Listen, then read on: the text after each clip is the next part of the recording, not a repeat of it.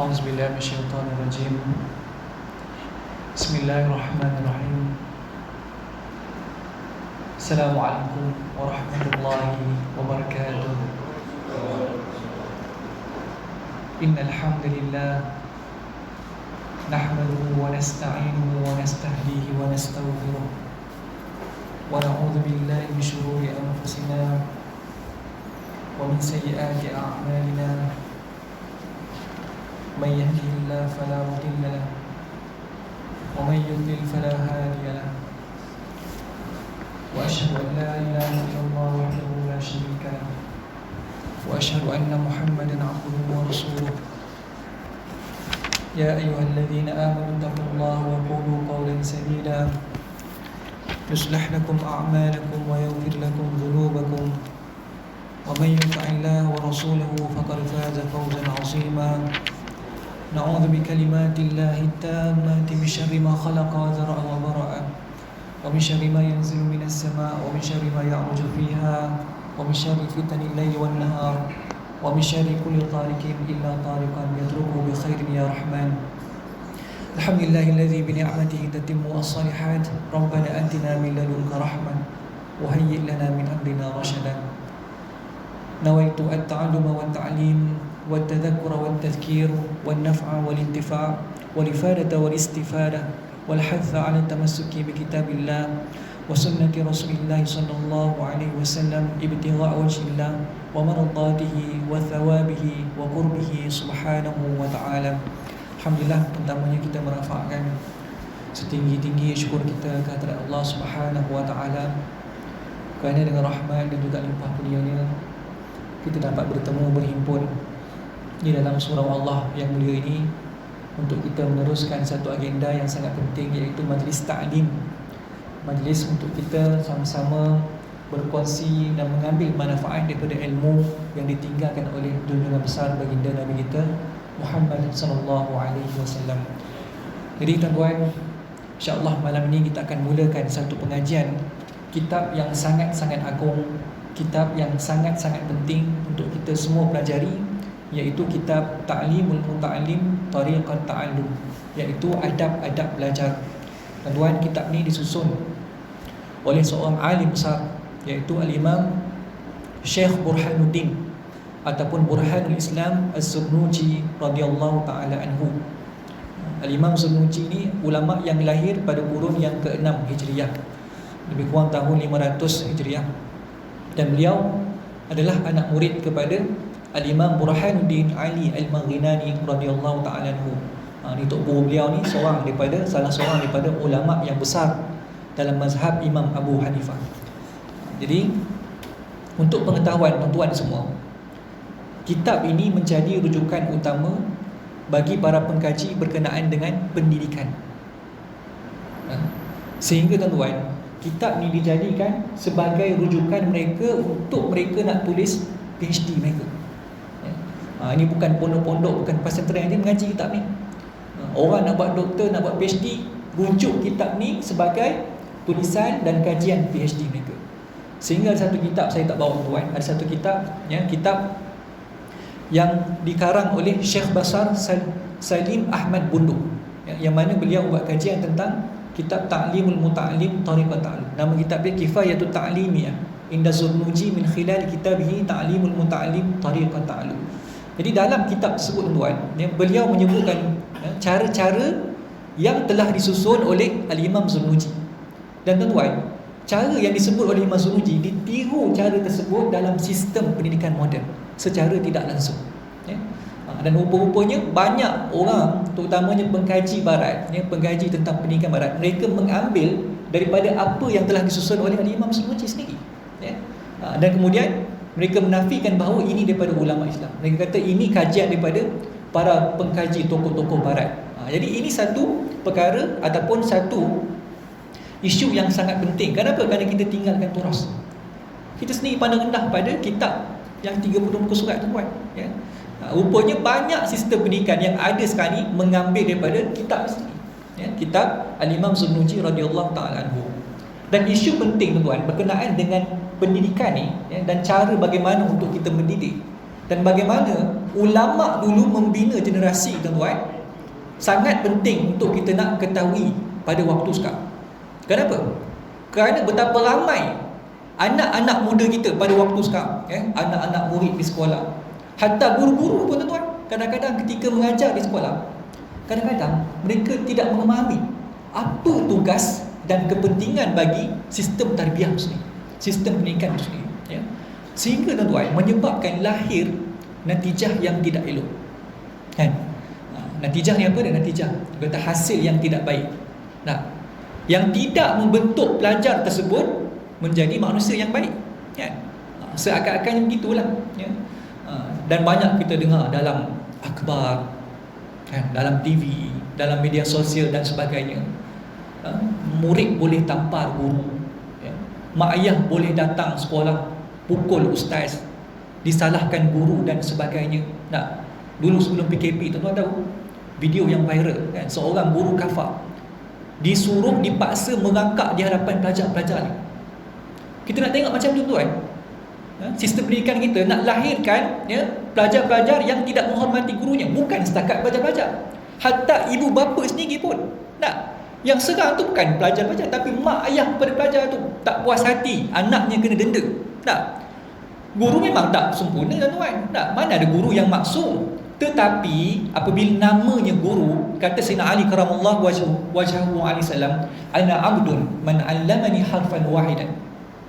Sayyidina Ali kata apa? Aku adalah hamba kepada orang yang mengajarkan aku walaupun satu huruf. Satu huruf, tuan-tuan, yang dia ajarkan kepada kita, kita nak jadi hamba kepada dia. Insya'a aba wa insya'a i'taba wa insya'a istaraqa.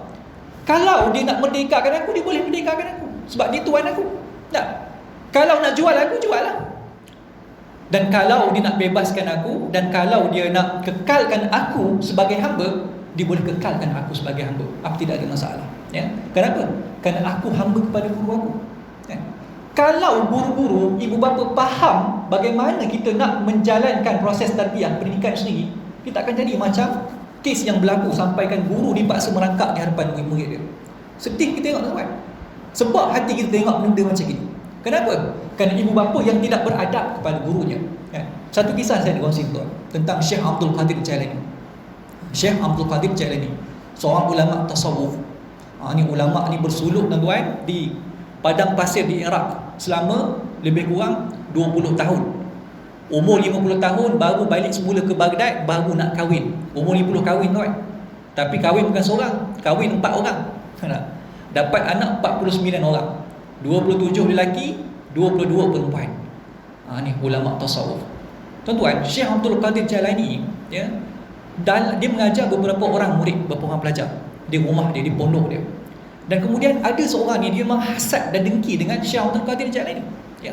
Dia nak cari apa kesalahan, apa kekurangan yang ada pada Syekh Abdul Qadir Jailani. Lalu orang yang dengki tadi, dia buat satu lubang, yang dia tebuk lubang pada dinding rumah Syekh Abdul Qadir Jailani. Dia nak tengok apa yang Syekh Abdul Qadir dia buat bersama dengan murid-murid dia.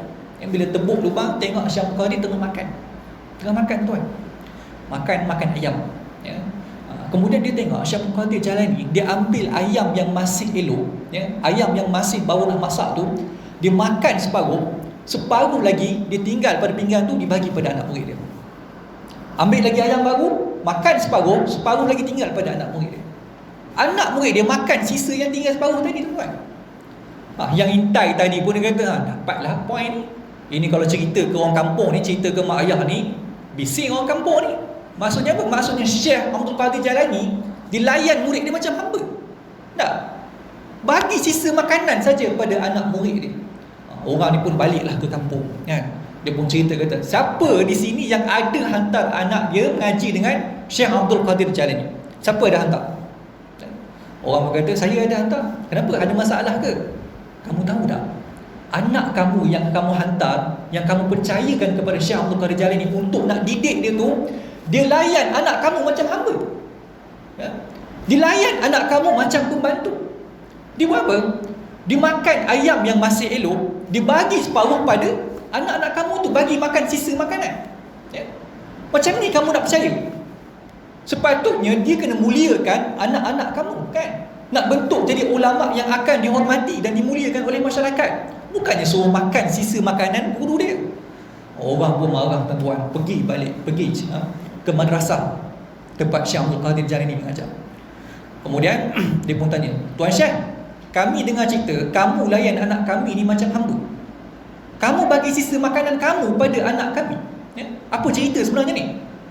Syekh kata memang betul pun, memang saya bagi sisa makanan. Oh, bising orang tuan, orang kata baik, mulai hari ini saya takkan hantar anak saya mengaji dengan Tuan Syekh lagi. Dia tarik anak dia keluar.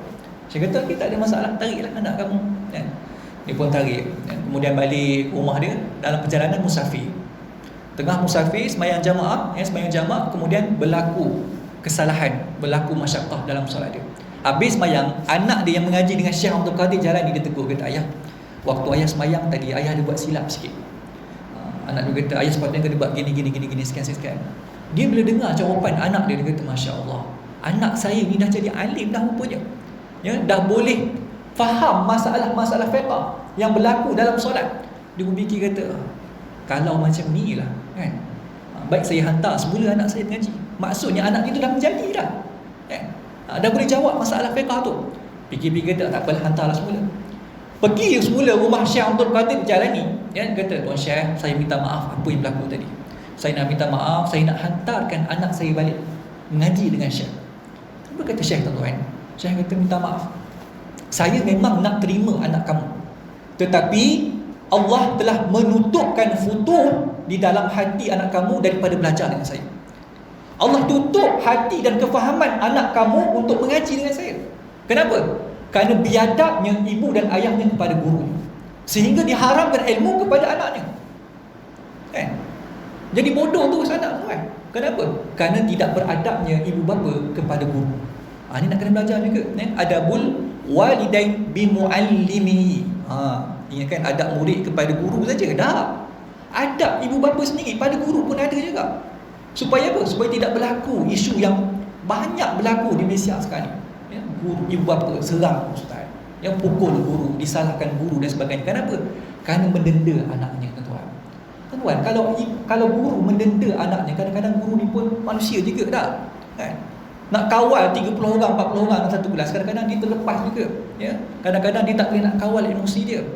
Kita sebagai bapa, kita bincang elok-elok, kan? Kata, apa kesalahan anak saya? Oh, rupanya anak saya tak bawa buku teks sekian. Okey, tak apa, macam ni, saya bagi kebenaran kalau nak denda anak saya, tapi sampai ini saja tahap ni. Contoh macam tu, kan? Jadi maksudnya konsep kepercayaan kepada guru tu dah tak wujud sama sekarang. Orang tak percaya dah pada guru, kan? Orang kata guru ni apa? Oh, guru gaji besar, kan? Gaji 4,000, 5,000, kemudian banyak cuti. Orang pandang macam tu, tuan-tuan. Tapi orang tak pandang kalau baca kitab ni, dia kata apa? Ya? Dia kata guru yang mengajarkan satu huruf di dalam urusan agama, berapa bayaran dia? Berapa ganjaran dia? 1,000 dirham. Alfu dirhamin. Mampu kita nak bayar, tuan-tuan? Takkan mampu, kan? Maksudnya kalau nak balaskan ilmu yang dicurahkan oleh guru kita, tak akan mampu. Tak boleh nak bayar, ya? Kerana tu kalau orang panggil, contoh kalau orang panggil ustaz-ustaz, dia kata, nak bagi berapa ustaz ni? Contoh, tuan, kan?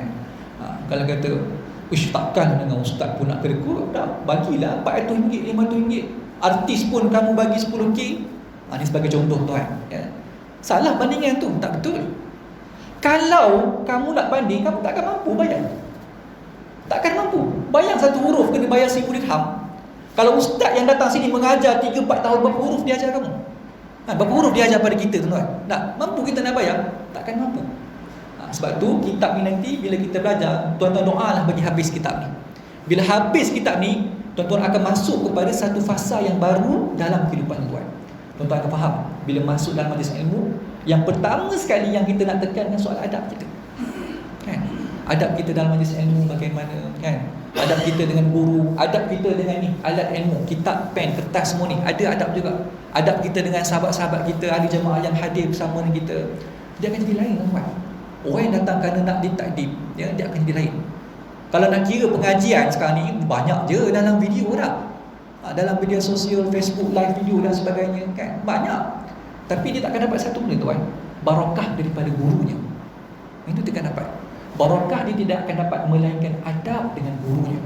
Ini kita nak tekan betul-betul, ya? Jadi insya-Allah panjang pula mukadimah ni. Jadi kita nak cubalah tuan-tuan, kita habiskan kitab ni. Kalau tak habis kitab ni tuan, tuan-tuan carilah saya. Kita bagi selesai juga kitab ni, sebab kitab ni sebenarnya nipis je. Dalam bahasa Arab lebih kurang 32 muka surat je. 32 muka surat. Tapi tuan-tuan, berkatnya tulisan Imam Zulmuji ni, walaupun 30 muka surat, diguna 800 tahun sampai sekarang. Ini nak kata hebatnya Al-Imam Zulmuji. Kadang-kadang disalahkan, kita menyalahkan guru dan sebagainya. Kenapa tuan? Kerana tidak ada adab lagi. Dan tidak memahami bagaimana cara untuk nak tarbiyah. Dan apa pun sistem tarbiyah tu sendiri kita tak faham.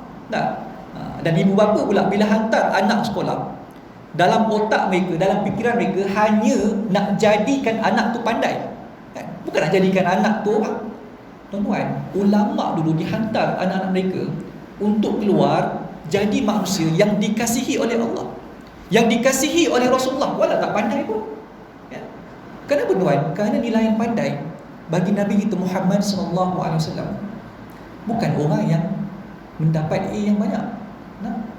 Ada A banyak, Masya Allah, tetapi akhlak tidak ada. Tak ada akhlak, A memang banyak.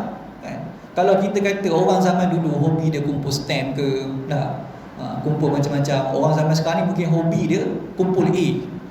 Daripada UPSR 6A sampailah SPM, semuanya dari A. Tapi tak ada akhlak. Itu bukan nilai pandai. Nilaian pandai bagi Nabi disebut dalam satu hadis, Nabi sebut al-kayyisu man da nafsa wa amila lima ba'dal maut. Orang yang bijaksana, kata Rasulullah, adalah orang yang merendahkan dirinya, yang menjaga akhlaknya, yang sentiasa melihat tentang dirinya, dan kemudian amila lima ba'dal maut, dia beramal untuk kehidupan setelah mati. Nampak tuan? Siapa yang lebih bijak daripada Rasulullah dalam nak menentukan kebijaksanaan? Tuan-tuan, orang yang nak menentukan tahap kebijaksanaan ini, orang yang paling bijaksana. Dan Rasulullah tak sebut pun bahawa Rasulullah lah yang paling bijaksana. Tak? Dan Rasulullah tak sebut bahawa yang pandai ini yang paling bijak dalam kelas dia. Tak. Rasulullah tak sebut yang pandai ini yang paling pandai dalam pengajian. Tak. Dalam pengajian dia, Nabi sebut tentang akhlak. Nilaian bagi kebijaksanaan, kecerdikan seseorang tersebut adalah pada akhlak. Kerana itu tuan-tuan, betapa ramai orang zaman sekarang ni kadang-kadang dia datang belajar dengan guru dia tidak ada adab ketika belajar. Dia tidak ada adab yang diraihkan ketika dia belajar. Dan ingat dia datang tadi, dia nak buat apa? Dia nak dapatkan poin-poin yang baru daripada guru dia. Betul tuan-tuan? Dia nak dengar, yang ni baru ni, Masya Allah, poin ni hebat ni. Itu yang dia nak dengar. Tapi tuan-tuan, kalau ustaz tu datang, dia ulang 4-5 kali benda yang sama, datang pula minggu depan cerita yang sama, dia kata dia dah mula bosan pada waktu tu, dah mula boring dah. Kata, apa dia ustaz ni ulang benda yang sama je. Dia tak sedar tuan-tuan, pada waktu tersebut dia telah biadab dengan guru dia. Dia telah biadab dengan guru yang mengajar dia pada waktu tersebut. Nanti tengok dalam kitab tuan-tuan, bagaimana apa yang disebut oleh ulama, bagaimana sikap penuntut ilmu yang tawaduk dengan gurunya. Nanti kita akan tengok, akan sampai pada bab ni. Baik, kita pergilah kepada muka surat yang pertama, masuk kepada mukadimah dia.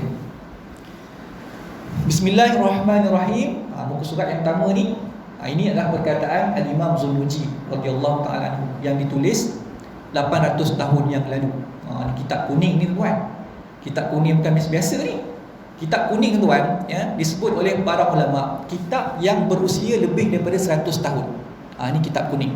Dalam bahasa Arab pun disebut kitab kuning tuan. Kutubus Safra, kitab turas, kitab kuning. Sebab apa dia warna kuning? Sebab apa dia nama kitab kuning? Kenapa tuan? Sebab zaman dulu kertas dia warna kuning tak? Betul tak betul tahu? Saya pun tak sempat, mungkin tuan sempat kan zaman dulu. Orang kata zaman dulu tak ada lampu putih macam kita ni kan, lampu Kalimantan pun semua tak ada. Jadi dia pakai lampu yang pelita tu kan. Lampu tu pun warna kuning tuan. Lampu yang kuning dengan kertas yang kuning, dia kena. Kalau orang baca tu tak sakit mata. Betul tuan? Ini sebab tu namakan kitab kuning, Kutubus Safra. Kalau kata kitab apa nama, Bahrul Mazi, tuan tahu kitab Bahrul Mazi, syarah kepada Jami' Al-Imam At-Tirmizi karangan Syekh Idris Al-Marbawi. Kitab Bahrul Mazi tuan, dia belum kitab turas lagi. Sebab apa? Sebab Syekh Idris Al-Marbawi Dia wafat, dia meninggal pada tahun 90-an. Ini ulama Malaysia yang duduk di Mesir selama 60 tahun, ya. Yang mengarang ataupun menulis kitab apa namanya, Qamus Al-Marbawi. Dan kalau mengaji pengajian Islam, mengaji bahasa Arab, biasanya kita akan merujuk kitab Qamus Al-Marbawi. Dan dia juga ada mengarang kitab namanya Bahrul Mazi. Bahrul Mazi, Bahru ni lautan tuan, Bahrul Mazi ni keseronokan, kelazatan. Kan kita sebut air mazi. Apa maksud air mazi? Air yang keluar ketika kita bersedap-sedap, berseronok kan. Jadi Bahrul Mazi, lautan kelazatan. Masya-Allah tuan. Nama kitab pun dah sedap lah. Nama kitab pun dah sedap lah. Jadi itu masuk kitab kuning, kitab turas. Ini tuan 800 tahun dulu kita nak baca ni, ya. Maksudnya kitab ni memang kitab yang terbukti diterima oleh seluruh masyarakat dan seluruh generasi. Baik. Bismillahirrahmanirrahim. Biasanya tuan kalau kita baca kitab-kitab yang dikarang oleh ulama, dia akan mulakan dengan Bismillahirrahmanirrahim. Kerana hadis Nabi menyebut kullu amrin dzibalin la yubda'u fihi bi bismillahirrahmanirrahim fahuwa abtar. Ya, setiap amalan yang tidak dimulakan dengan bismillah, maka amalan tersebut dia akan sia-sia. Tuan-tuan, kalau nak syarah bismillah ni 3 hari 4 hari tak habis tuan. Tak habis syarah bismillahirrahmanirrahim tu. Tapi kita sebut secara umum sajalah. Baik. Qala al-musannifu rahimahullah subhanahu wa ta'ala wa nafa'ana bi ulumihi wa ulumikum fid darin amin. Amin tuan-tuan. Amin. Kita ambil keberkatan ya daripada kitab ni. Kita doakan kepada musannif, pengarang pada kitab ini. Bismillahirrahmanirrahim. Dengan nama Allah, Tuhan yang amat pemurah lagi amat pengasihani. Pujian hanya bagi Allah yang menjadikan Bani Adam melebihi sekalian makhluknya dengan ilmu pengetahuan dan amalan. Rahmat Allah ke atas Nabi Muhammad sallallahu alaihi wasallam, penghulu sekalian manusia, juga ke atas ahli keluarga dan sahabat-sahabatnya yang menjadi sumber segala ilmu pengetahuan dan ilmu hikmah. Seterusnya, aku telah melihat ramai pelajar di zamanku yang bersungguh-sungguh. Seterusnya tuan-tuan dalam bahasa Arab amma ba'du. Itu seterusnya amma ba'du. Jadi Allahumma salli ala sayyidina Muhammad. Mukadimah tuan-tuan, mukadimah tadi yang telah disebutkan oleh Al-Imam Zunuji, kalau kita belajar dalam bahasa Arab dipanggil bara'atul istihlal. Bara'atul istihlal. Apa makna bara'atul istihlal? Bara'atul istihlal maksudnya permulaan ucapan bagi seseorang tersebut, ya, sama ada dengan ucapannya ataupun dengan tulisannya pada kitabnya, ya, dia akan mulakan dengan ucapan yang bila mana orang nak dengar mukadimah ataupun orang baca mukadimah tadi, dia akan tahu, dia akan dapat teka apa yang akan dibincangkan oleh si penulis tersebut. Jadi tuan-tuan, bila kita baca balik dalam mukadimah tadi kan, pujian hanya bagi Allah yang menjadikan Bani Adam melebihi sekalian makhluknya dengan ilmu pengetahuan dan amalan. Tuan nampak tak? Maksudnya dia nak bincang tentang ilmu. Sebab mukadimah tu pun dah sebut tentang ilmu dah, ya? Itu maksud dia. Kemudian sambung pula, ya, rahmat Allah ke atas Nabi Muhammad sallallahu alaihi wasallam, penghulu sekalian manusia, juga ke atas ahli keluarga. Juga ke atas ahli keluarga tu maksud tuan-tuan, juga rahmat ke atas ahli keluarga dan sahabat-sahabatnya. Tuan-tuan, antara adab ketika kita baca kitab, ya, ditunjukkan oleh pengamalan guru kami, guru saya iaitu Syekh Usamah Al-Azhari. Ketika mana nak baca kitab, kena buat 3 perkara ni. Yang pertama, pujian kepada Allah, hamdalah, ya, alhamdulillahirabbil alamin. Yang kedua, selawat kepada Nabi, ya, wassalatu wassalamu ala asyrafil anbiya wal mursalin. Yang ketiga, doa kepada musannif kitab ni. Qala al-musannifu rahimahullah, telah berkata musannif, semoga Allah merahmatinya, wa nafa'ana bi ulumihi wa ulumikum fid darain. Maksudnya apa? Semoga kita mendapat manfaat daripada ilmu yang disampaikan oleh guru kami, ya, dan ilmu yang daripada kitab ni. Mudah-mudahan Allah memberikan rahmat. Tuan-tuan, seorang pelajar, ya, ketika dalam majlis Syekh Usamah Al-Azhari, Syekh Usamah Al-Azhari kata, okey, iqra, sila baca. Pelajar ni tuan, baca, bila suruh baca, dia terus baca kitab. Dia tak baca pun hamdalah, dia tak baca pun selawat, kemudian tak doakan kepada musannif kita. Syekh tegur kata, mana adab kamu? Kamu nak baca kitab hadis, tapi kamu tak mulakan dengan pujian kepada Allah. Mana selawat kamu? Kamu tak berselawat pun, padahal sedangkan kamu baca kitab hadis, kan? Dan kemudian mana doa kamu kepada musannif? Ini kita nak kena buat tuan, ya. Setiap kali baca kitab, mesti 3 perkara ni jangan kita tinggalkan. Ini ada tak dalam kitab tuan? Mungkin tak ada, tapi kita tengok dengan pengamalan para guru kita, apa yang dia buat, apa yang ditunjuk, apa yang dibagi irsyad kepada anak murid dia, yang tu kita akan tengok, kan?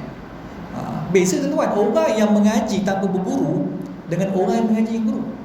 Orang mengaji guru tuan, kita akan tengok tertib dia, adab dia, dan amalan yang dia amalkan tu adalah amalan yang ditunjukkan oleh gurunya, kemudian bersambung sanad sampai kepada Rasulullah SAW. Sebab tu kata ulama, la ta'khudhil ilma an suhufin. Jangan kamu ambil ilmu daripada lembaran semata-mata. Apa maksud lembaran? Baca buku lah tuan. Jangan ambil ilmu dengan hanya membaca buku. Tak cukup, ya. Sebab apa? Kata ulama, wa may yakun akhiran wa may ya'khudhil ilma an suhufin fa ilmuhu 'inda ahli ilmi kal adam. Orang yang belajar dengan baca kitab saja, maka ilmunya di sisi ahli ilmu seperti tak ada ilmu. Kal adam. Tak ada ilmu tuan. Maksudnya ilmu dia tak diiktiraf pun. Sebab tu orang mengaji guru, dia akan tengok yang ni ustaz ni ataupun orang yang mengajar ni, ini tak guru lah ni. Sebab apa? Sebab adab tadi, kan? Tak baca pujian kepada Allah, selawat pada Nabi tak ada, doa pada musannif tak ada, ya, benda-benda yang kecil. Tapi kita akan lihat, orang kalau tak belajar guru masuk tak ada ilmu, tak sah pun ilmu dia, kan? Sebab apa? Sebab tu kata ulama, sanad ni adalah sebahagian daripada agama. Ilmu yang sampai pada kita mesti dengan bersanad. Apa maksud sanad? Maksudnya ilmu yang diwarisi, yang daripada guru kita, daripada guru kepada guru kita, sampailah kepada tabi'in, sahabat, sampai kepada Rasulullah. Itu ilmu dalam Islam, tuan. Ilmu dalam Islam, tuan, dia saling menyokong. Dia bukan terpisah-pisah, kan? Sebab tu kalau nak kata pemikir yang agung bukan pemikir yang mencipta falsafah ataupun teori yang baru, dah. Orang barat selalu menyebut, ya, tokoh-tokoh kami siapa dia? Socrates, Plato, Aristotle, siapa lagi? Spinoza, ya, Hegel, Immanuel Kant. Tapi ilmu yang mereka belajar ni ilmu yang terpisah-pisah, tak menyambung pun antara satu sama lain, tak menyokong pun antara satu sama lain. Spinoza kata lain, ya. Spinoza kata Tuhan ni adalah alam sendiri. Immanuel Kant kata Tuhan adalah benda-benda yang logik. Hegel kata lain pula. Maksudnya tak ada connection, ya. Tak ada jaringan yang saya sebut dalam kuliah dulu. Tak ada syabakah. Sepatutnya ilmu ni seperti jaringan, ya, seperti benang yang digabung jalin. Lepas tu kalau kata pemikir agung, kalau ditakrifkan sebagai seorang pemikir yang mencipta falsafah yang baru, maknanya Nabi kita, ya, Nabi-Nabi yang kita belajar ni, Nabi Adam, Nabi Idris, Nabi Nuh, tak masuklah dalam pemikir agung. Sebab apa? Sebab mereka tidak mencipta pun gagasan yang baru. Tapi apa mereka buat, tuan? Para anbiya kita, ya, mereka menyokong satu gagasan, iaitu apa? Gagasan akidah dan tauhid. Gagasan untuk nak bawa umat manusia ke arah mentauhidkan Allah, kan? Tak perlulah falsafah yang bermacam-macam, tak perlu, ya. Ini pemikir yang agung sebenarnya. Maksudnya pemikir yang agung adalah pemikir yang nak bawa umat, nak bawa masyarakat ke arah mentauhidkan Allah. Sebab tu disebut bawah ni oleh, saya tak ingat lah, PU Mizi, yang dikongsikan bagaimana ilmu dalam Islam. Dia kata ilmu dalam Islam ni dia bentuk macam piramid. Tapi bukan piramid yang bucu di atas, tak. Piramid yang bucu di bawah. Ini piramid terbalik, ya. Piramid terbalik daripada bucu tu, kemudian dia mengembang jadi piramid. Yang piramid yang di atas tu lah, ya. Dia kata yang bawah tu, yang bucu tu apa dia? Itulah ilmu tauhid. Itu asas pendidikan kita, ya. Mula dengan tauhid, kemudian baru dia kembang jadi ilmu yang lain. Daripada tauhid itulah kita belajar fiqh, kita belajar tasawuf, kita belajar ilmu bahasa Arab, ya, kita belajar ilmu alat, ilmu keduniaan. Berkembang. Tapi sistem kita sekarang ni, daripada peringkat awal kanak-kanak kita dah ajarkan bahasa, ya, kita dah ajarkan matematik, dah ajar sains. Akhir tauhid mana, tuan? Tauhid kita tinggalkan. Kerana tu sistem pendidikan kita, ya, dalam sistem pendidikan Al-Sudana tidak mampu melahirkan manusia-manusia yang mentauhidkan Allah, yang memahami ilmu akidah dengan baik.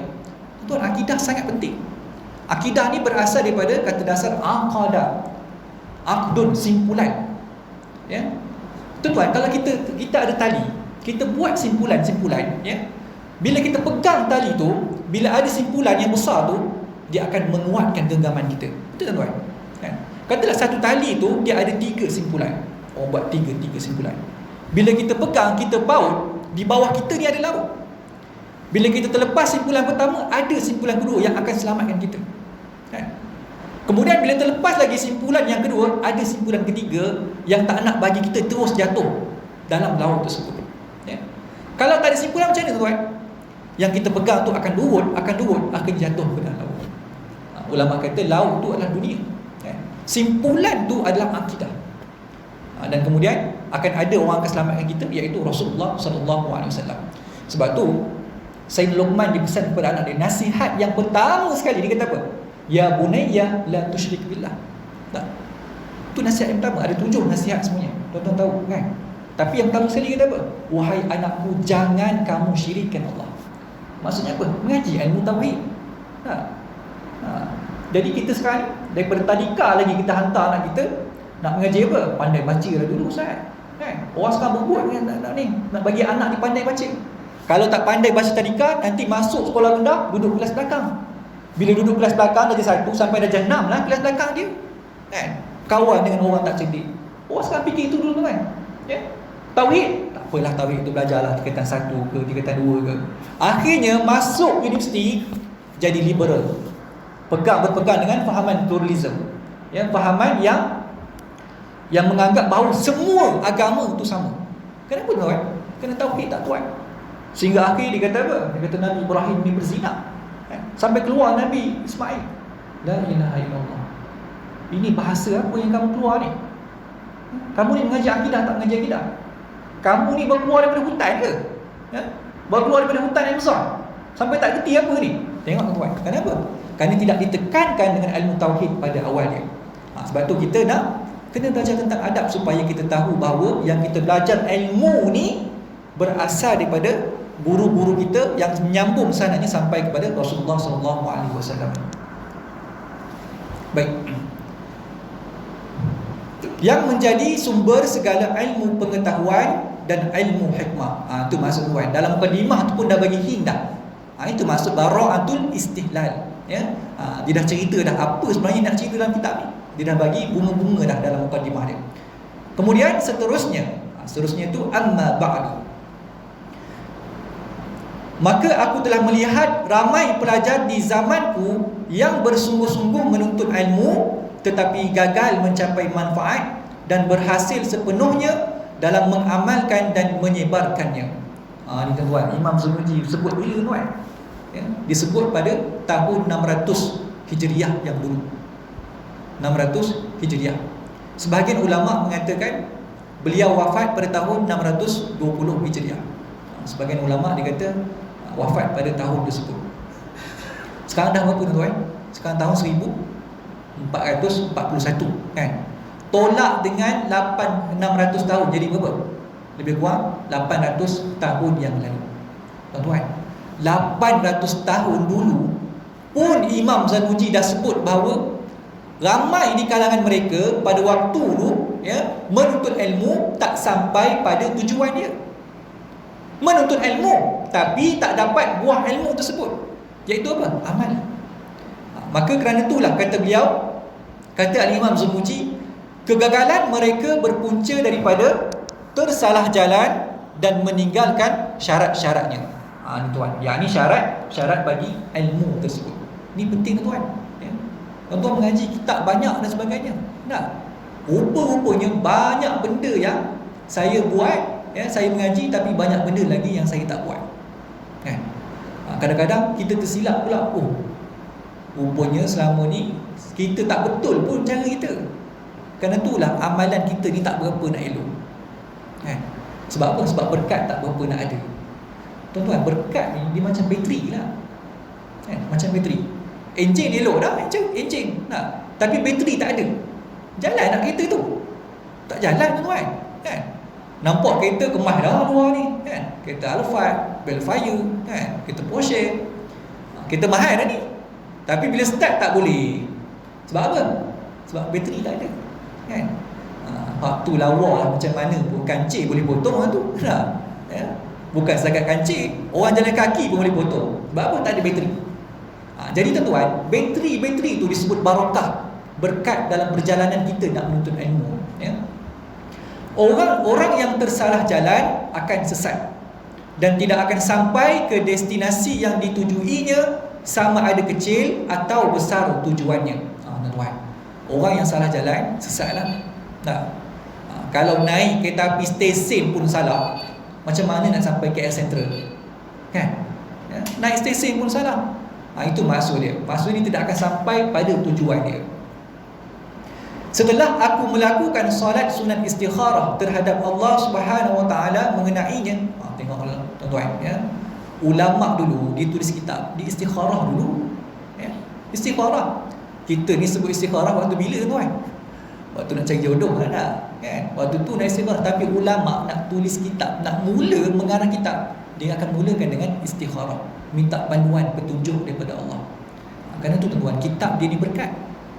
Tuan-tuan bayangkan, Imam Sanusi ni dia meninggal tahun 620 Hijriah, ya, dalam setengah pandangan.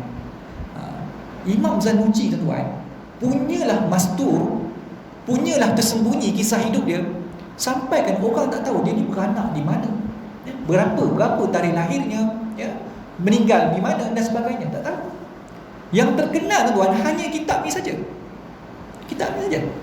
Satu-satunya kitab yang beliau tinggalkan kepada umat, ya, adalah kitab Ta'limul Muta'allim Tariqat Ta'allum, ya. Yang orang tahu bahawa yang tulis ni adalah Al-Imam Az-Zurnuji, Burhanul Islam, Burhanuddin Az-Zurnuji radhiyallahu ta'ala anhu. Kitab ni saja tuan, yang muka surat dia lebih kurang 32 muka surat dalam bahasa Arab. Tapi berkat tulisan beliau tersebut diguna 800 tahun sampai sekarang. Tuan-tuan cuba tulis kitab tengok, ya. 32 buku surat, tengok berapa tahun orang nak pakai. Silap-silap esok pun dah hilang dah. Waktu kita tengah hidup pun orang tak ingat dah kita tulis kitab apa, kan? Biasa doktor-doktor yang buat PhD, jurnal dan sebagainya, berlambak-lambak dalam library. Ada tak orang baca? Tak ada tuan. Orang lupa terus. Tapi Imam Sanusi ni 32 buku surat masih diguna pakai sampai sekarang. Dah 800 tahun pun, ya. Ni nak kata apa tuan? Ni nak kata berkatnya tulisan Al-Imam Sanusi, ya. Nak kata ikhlasnya ketika beliau menulis. Sebab tu sebagian ulama dia kata apa? Tanda ikhlas seseorang tersebut waktu dia menulis, maka akan ada ikbal, ya, akan ada penerimaan daripada makhluk kepada apa yang disampaikan. Ini tanda penerimaan sebab maksudnya seluruh alam menerima kitab ni, ya. Seluruh manusia, seluruh generasi menerima kitab ni. Ini tanda penerimaan tersebut. Tanda perkara tadi diterima. Kenapa tuan? Kerana ikhlasnya dia, masya-Allah. Masya-Allah, tabarakallah, ya.